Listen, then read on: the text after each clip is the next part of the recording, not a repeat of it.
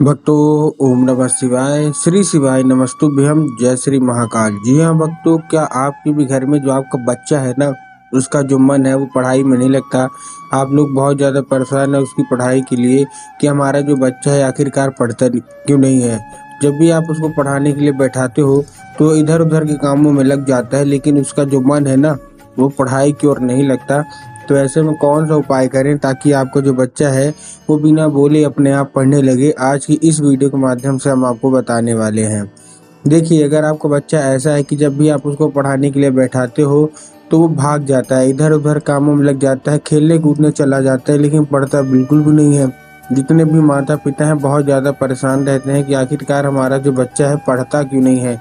बहुत ज़्यादा आपने प्रयास कर लिया, हर एक चीज़ कर ली, लेकिन फिर भी जो आपका बच्चा है ना उसका जो मन है वो पढ़ाई में बिल्कुल भी नहीं लगता। तो देखिए, पूज्य गुरुदेव की, जैसे कि आपको पता है कि पूज्य गुरुदेव की जो कथा होती है, ठीक, तो पूज्य गुरुदेव की कथा में लाखों की भीड़ आती है, आप सबको पता है, ठीक। तो अभी गुरुदेव की कथा चल रही थी, आज से 5-6 महीना पहले की बात है, गुरुदेव की कथा चल रही थी और गुरुदेव की कथा में लाखों की भीड़ आई। जब गुरुदेव की कथा में लाखों की भीड़ आई तो वहाँ ज्यादातर जो भक्त थे ना, उन्होंने क्या किया, उन्होंने पत्र के द्वारा अपनी मनोकामना गुरुदेव तक पहुंचाई। जब गुरुदेव के पास पत्र पहुंचा और गुरुदेव ने पत्र पढ़ा, तब गुरुदेव ने देखा कि ज्यादातर लोगों की केवल और केवल एक ही मनोकामना है। क्या मनोकामना है कि गुरुदेव, हमारा जो बच्चा है इसका जो मन है ना ये पढ़ाई में नहीं लगता, हम लोग बहुत ज़्यादा परेशान हैं, कृपया करके कोई उपाय बता दे ताकि जो इसका मन है ना वो पढ़ाई की ओर लगने लगे। जब गुरुदेव ने पत्र देखा तब गुरुदेव ने 2 से 3 उपाय बताए और कहा, केवल और केवल ये उपाय कर लेना, तुम्हारा जो भी बच्चा है ना, जिसका भी मतलब नहीं मन लग रहा पढ़ने में, उसका मन लगेगा। क्यों? क्योंकि लोगों ने जब पत्र लिखा तो उसमें उन्होंने ये भी लिखा था कि गुरुदेव, हम सब तरह के प्रयास करके हार चुके हैं, हम बहुत ज़्यादा फीस दे रहे हैं, बहुत ज़्यादा कोचिंग ट्यूशन उसको लगा के रखा है, हर एक चीज़ करके देख लिया, लेकिन फिर भी हमारे बच्चे का मन पढ़ाई में बिल्कुल भी नहीं लगता, कृपया करके बताएं। जब गुरुदेव ने उपाय बताया तो लोगों ने जा जाके इस उपाय को घर में करना शुरू कर दिया।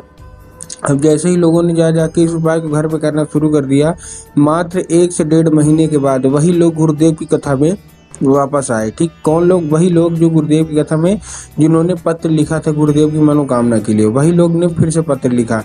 लेकिन ये वाला जो पत्र था ना, ये गुरुदेव को धन्यवाद के रूप में पत्र था कि गुरुदेव धन्य हो आपका, आपके द्वारा बताया गया उपाय हमने कर लिया है, हमारी सारी की सारी मनोकामना पूरी हो गई है। हमारा जो बच्चा था जिसका मन पढ़ाई में नहीं लगता था, अब वो बिना बोले पढ़ने लगा है, अपने आप पढ़ने लगा है। अब हमको कुछ नहीं बोलना पड़ता, वो अपने आप पढ़ने लगता है। आपका कोटि कोटि धन्यवाद। तो देखिए, जो लोग भी मेरी आवाज़ सुन रहे हैं ना, अगर आपको भी जानना है कि आखिर ऐसा कौन सा उपाय है जिसको करने मात्र से जो बच्चे होते हैं वो बिना बोले अपने आप पढ़ने लगते हैं, तो चलिए हम बताते हैं आपको आज की इस वीडियो में। तो आपको उपाय ध्यान से सुनना, अच्छे से करना है। लेकिन उससे पहले चैनल पर अगर पहली बार आए हैं और आवाज़ मेरी पहली बार सुन रहे हैं तो वीडियो को कर दें लाइक और चैनल को भी कर लें सब्सक्राइब, ताकि पूजनीय पंडित प्रदीप जी मिश्रा के रोज नए नए उपाय जो कि मैं उनकी कथा से सुनता हूँ, श्रवण करता हूँ, सबसे पहले मैं आपको प्राप्त करा सकूँ। ठीक, तो देखिए, जो हमारा पहला उपाय है वो काहे का उपाय है? पान के पत्ते का उपाय है। अब पान के पत्ते का उपाय आपको करना कैसे, ध्यान से हम लोग समझते हैं। इस उपाय में आपको एक पान का पत्ता चाहिए और पान के पत्ते के साथ आपको क्या चाहिए? पान के पत्ते के साथ आपको शहद चाहिए। अब पान का पत्ता कहीं से भी कटा फटा नहीं होना चाहिए, इस चीज़ का आपको ध्यान रखना है। बहुत सारे लोग पान का पत्ता ले लेते हैं, लेकिन गलती यही करते हैं कि पान के पत्ते में ध्यान ही नहीं देते कि पान का पत्ता है कैसा। तो आपको कटा फटा नहीं लेना, आपको पान का पत्ता अच्छा लेना है। पान के पत्ते में आपको क्या कर देना है? शहद का लेपन कर देना है। ठीक, शहद क्या क्या कर देना है? लेपन कर दिया। अब अपने आप को बच्चे के हाथ में दे देना है। अब जैसे आपने अपने बच्चे के हाथ में दे दिया, बच्चे के हाथ में देने के बाद उसको भेज दीजिए कहाँ? सीधा सीधा शिव मंदिर। शिव मंदिर भेज दिया। शिव मंदिर भेजने के बाद आपको क्या करना है? जैसे आप शिव मंदिर भेजेंगे, शिव मंदिर भेजने के बाद उसको बोलना है कि क्या करे? माता शोक सुंदरी के ऊपर अर्पित कर दे। अब देखिए, जिनको पता है कि माता शोक सुंदरी की जगह कहाँ होती है उनका तो ठीक, लेकिन बहुत सारे ऐसे लोग हैं जिनको यही नहीं पता कि माता शोक सुंदरी की जगह होती कहाँ है। तब गुरुदेव ने साफ साफ बताया है कि आप जिस भी शिव मंदिर जा रहे हैं, शिव मंदिर की जो जलाधारी है, जलाधारी के दाएं मतलब राइट साइड में माता शोक सुंदरी की जगह होती है। तो बस आपको माता शोक सुंदरी की जगह पे आपको चुपचाप क्या कर देना है, चुपचाप आपको अर्पित कर देना है बस। ठीक है, अर्पित कर दिया, अपनी मनोकामना मांग ली आपके बच्चे ने।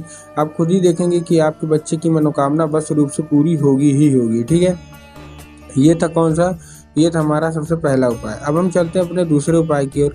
इस उपाय में आपको एक लाल फूल चाहिए। जितने भी माता है ना, जितने भी माताएं हैं, इस उपाय में आपको क्या चाहिए, एक लाल फूल। ठीक, लाल फूल आपने ले लिया। अब लाल फूल आप कोई सा भी ले सकते हैं, गुलाब का ले लीजिए, गुड़हल का ले लीजिए, जो भी आपको पसंद है लाल फूल ले लीजिए। बस एक चीज़ का ध्यान रखिएगा कि जो लाल फूल है वो कहीं से भी मुरझाया हुआ नहीं होना चाहिए, क्योंकि मुरझाई हुई चीज़ अर्पित नहीं होती भगवान को। ठीक है, ले लिया। अब ये इस उपाय की सबसे अच्छी बात ये है कि इस उपाय को आप अपने घर में कर सकते हैं, मतलब आपको कहीं और जाने की ज़रूरत नहीं है। इसको आप अपने घर में कर लीजिए। अब घर में करेंगे कैसे, आपके पूजा स्थान में माता सरस्वती की फ़ोटो होना अति अनिवार्य है। अगर आपके पूजा स्थल में माता सरस्वती की फ़ोटो है तब तो अच्छी बात है, लेकिन अगर आपके घर में पूजा स्थल में माता सरस्वती की फ़ोटो नहीं है, तब आपको क्या करना है, बाज़ार जाना है, माता सरस्वती की फ़ोटो लानी है और अपने घर में उनको स्थान देना है। ठीक, दे दिया। अब बस आपको करना क्या है, शाम के वक्त जब आपके घर में पूजा पाठ होती है ना, तो आपको वही अर्पित करना है। क्या अर्पित करना है, वही आपको जो फूल है ना, वो माता सरस्वती को अर्पित करना है और माता से उसको औषधि के रूप में मांग लेना है कि माता कृपया करके हमको इसको औषधि के रूप में प्रदान कर दीजिए।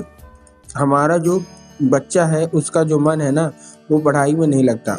अब क्या होगा, अब वो औषधि बन जाएगा। तो बस आपको करना क्या है, आपको एक सिंपल सा काम करना है। क्या करना है, आपको लेना है वो फूल और माता को औषधि के रूप में अर्पित कर दिया। अब उसी रात जब आपका बच्चा खाना पीना खा के सो जाए, ठीक ना, क्या करे, जब आपका बच्चा खाना पीना खा के सो जाए तो बस आपको वही लाल फूल लेना है और अपने बच्चे के माथे पे चुपचाप आपको फेर देना है। ठीक, क्या किया आपने, आपने फेर दिया।